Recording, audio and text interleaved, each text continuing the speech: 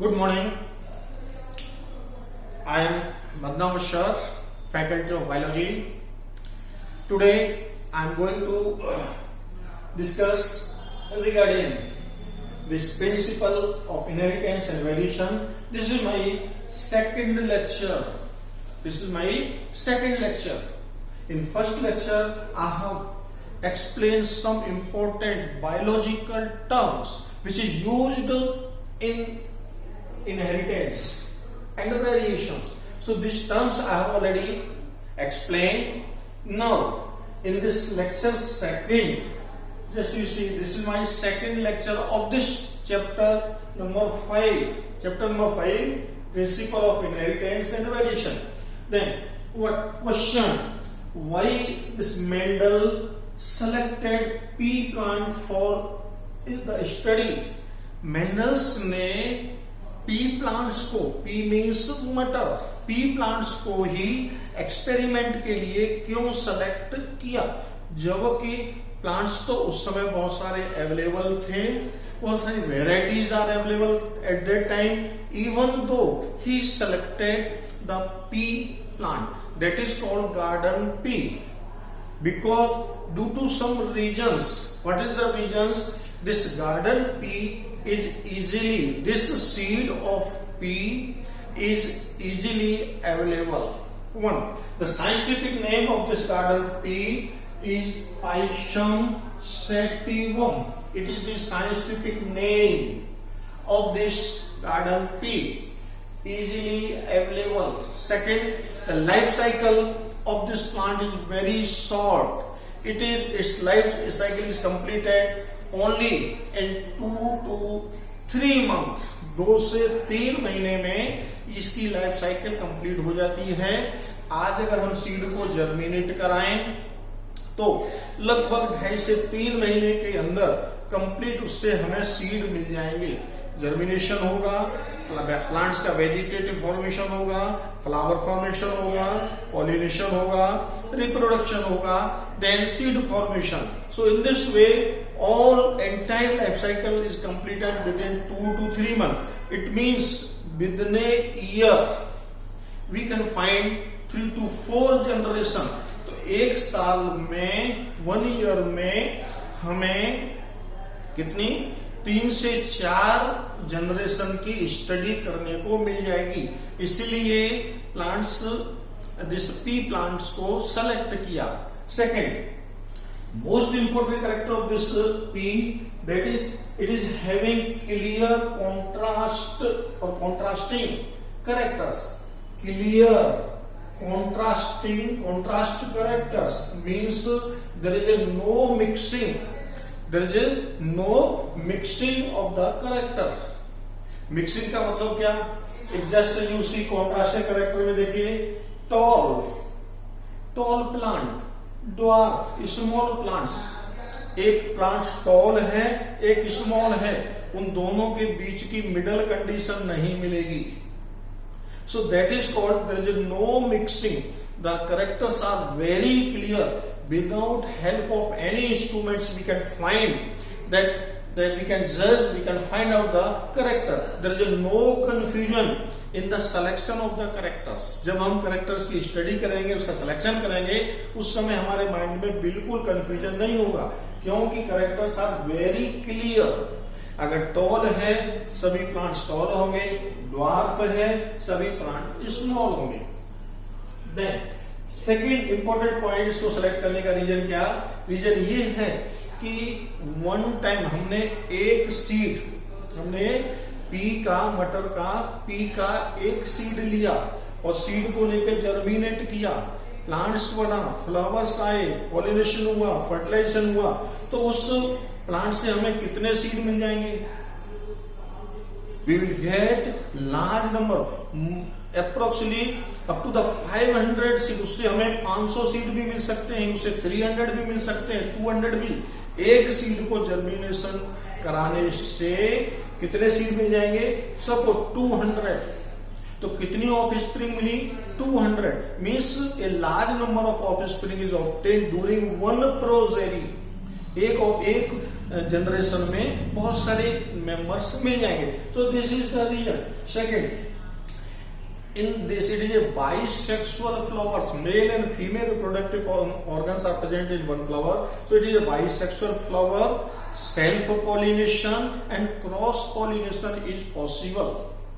A true breeding, a true and pure breeding is obtained by the method of this self pollination and cross pollination. So these are the main characteristics.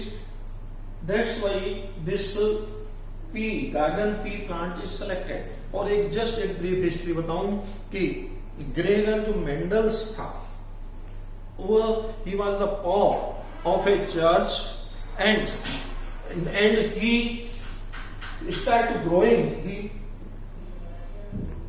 So here he grows the seed in the open field, open area behind the church, because this Mendel was the pope of a church and this church was having a big area surrounding the church. There was a open big area. In that area he started this experiment. So there is no need of the laboratory. Second, here, so this is the reason he selected the garden P. Now, which characters he selected for the study? So in garden P he selected 7 contrast characters. So 7 experiment he carried out. He done 7 experiment. उसने 7 experiment किए. Monohybrid cross में, dihybrid cross में. Monohybrid cross में देखिए कि पहला character क्या, stem height, plants की हाइट क्या है, फ्लावर और कलर, उस प्लांट्स पर डेवलप करने वाले फ्लावर्स का कलर क्या है. सेकंड कैरेक्टर, फ्लावर्स की पोजीशन, फ्लावर्स एक्सियल हैं या टर्मिनल है. एक्सियल टर्मिनल का मीनिंग समझते हैं. उसका मीनिंग ये होता है कि just this is the plants, here it is the leaf, okay, and here it is the flower and here it is the flower. This flower is called terminal. This flower is called terminal and it is called axial flower. Axial flower. So here plants की position क्या है, top पे लगा हुआ है, ये axial है. Then pod से, इस पर जो फली, पॉड कहते हैं फली को, जो मटर की जो फली लगेगी उसकी शेप क्या है, इनफ्लेटेड मतलब फूली हुई है या पिचकी हुई है. पॉड कलर, वो फली जो है ग्रीन कलर है या येलो कलर है.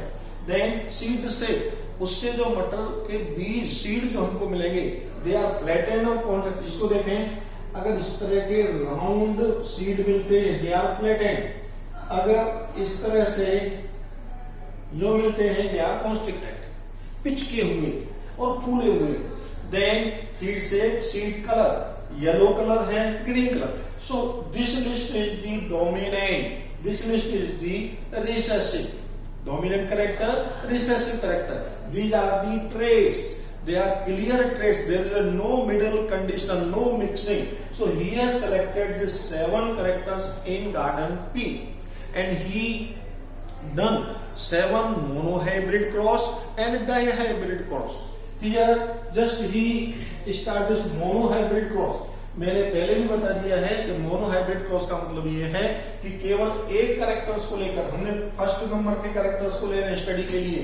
प्लांट्स की हाइट, हमने 2 तरह के प्लांट्स लिए हैं. एक क्यारी के अंदर, एक सॉइल के अंदर लॉन्ग प्लांट्स बने, ऐसे सीड को बोया है. एक के अंदर छोटे प्लांट्स उगाएंगे, ऐसा सीड बोया. हमने 2 सीड सेलेक्ट किए हैं, एक को राइट साइड में, एक को लेफ्ट साइड में. तो उससे टॉल प्लांट बनेगा, इससे ड्वार्फ प्लांट बनेगा. तो ये selected the height is the character and trait is tall and dwarf. Okay, the symbol P is the parents. Parents means this capital T and capital means dominant. That is the tall plant. Here it is the tall plant and it is the dwarf plant, small t. Recessive gene, dominant gene, and these are the gamete. These are the gamete. Homozygous condition, homozygous condition, same type of gamete, cross, F1 generation, capital T small t, एक इधर से आ गया एक इधर से, heterozygous progeny, heterozygous यानी mixed, plant is tall. Then here self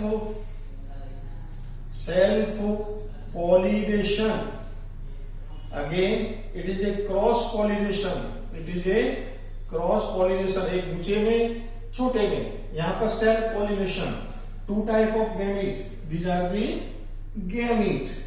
Here just you see two type of gamete, capital T, small t. Then cross F2 generation, this capital T, double T, this capital homozygous, heterozygous, homozygous. So first requirements में क्या कि उसने church के आसपास का area को select किया, garden pea के सीड को सेलेक्ट किया, सॉइल को उसके लिए तैयार किया, water supply and all fertilizers and all temperature, humidity and all conditions. Then method of experiment, छोटी छोटी क्यारी बनाई, स्क्वायर बनाए, उसमें सीड को जर्मिनेट किया.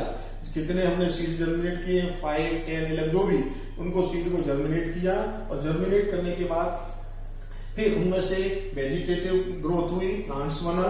That is the experiment. किस तरह से एक्सपेरिमेंट हुआ, उसके वेजिटेटिव फेज के बाद उस पर फ्लावरिंग हुई, रिप्रोडक्टिव फेज आया और रिप्रोडक्टिव फेज के बाद पॉलिनेशन हुआ, फर्टिलाइजेशन, और उससे ऑब्जर्वेशन में हमने क्या देखा कि कितनी फली लगी हुई है, फली का कलर कैसा है, उन फली में सीड कितने हैं, इस बड़े टॉल प्लांट से टोटल सीड हमको कितने मिले और स्मॉल से कितने सीड मिले. That is the observation. उनको ऑब्जर्वेशन कर ली, कंक्लूजन फिर उनका रेशो देखा, फिनोटाइप और जीनोटाइप. फिनोटाइप का मतलब है कि बाहर से प्लांट्स के बाहर से देखने पर उसके कितना कि 3:1, 75% प्लांट्स ऐसे थे जो डोमिनेट कैपिटल वाले थे, डोमिनेट कैरेक्टर वाले थे, और 25% small part. So that is called 3:1 ratio. Then genotype में genotype, this genotype ratio means on the basis of gene 1:2:1. यहां ये 1:2 हियर, ये टॉल 2:2, ये 1:2, so 1:2, 2:1, ये यहाँ पर प्लांट्स मिले. So this is the observation. Then on the basis of this observation, he put up, he postulate the principle. उसके ऊपर से उसने 2 प्रिंसिपल बनाए. Okay, so that principle will be discussed in the next video. ये तुमको बिल्कुल प्रारंभिक starting है, क्लियर हो गया होगा. Okay, thank you very much.